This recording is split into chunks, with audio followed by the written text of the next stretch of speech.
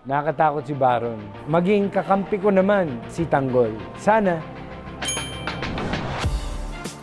So ngayon, babasahin ko po ang iilan sa mga comments ng ating mga viewers.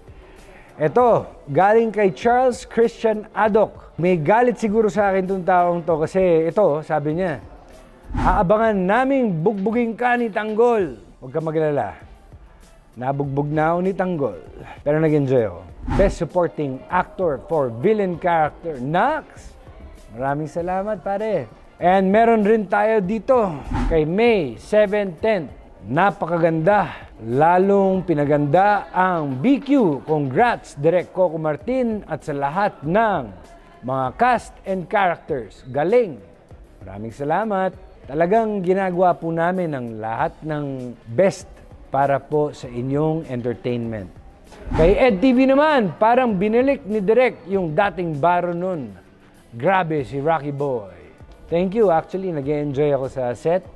Nag-enjoy naman ako sa pagganap bilang Rocky Boy. Kay Raven Ordinado, nakakatakot si Baron. Sa Batang Quiapo lang, nakakatakot si Baron. Pero in real life, happy tayo. Pero maraming salamat.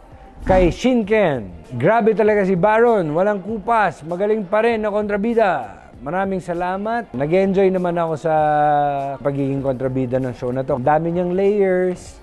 Hindi lang siya one-dimensional na laging galit. At saka may dahilan kung bakit siya naging masamang tao. Kaya dun sa mga viewers, sana maintindihan nyo yung karakter ko. And asahan natin na maging kakampi ko naman si Tanggol. Sana. Depende yan kay Direk Coco. Direk Coco ha, kampi tayo. Kay Ramos G, ang galing nyo pong kontrabida. Congrats po. Kay Nicole Garcia, iba talaga mag-direct si Coco Martin. Lalo nang gigigil mga manonood. Siyempre, pinag-iisipan talaga ni Direk Coco ang lahat. Ang istorya, linyahan, lahat-lahat. Para lamang sa inyong kasiyahan at entertainment.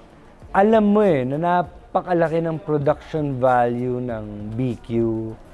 Ang galing ng mga direktor, ang galing ng storya, ang daming gulat factor. Kahit ako, I was shocked.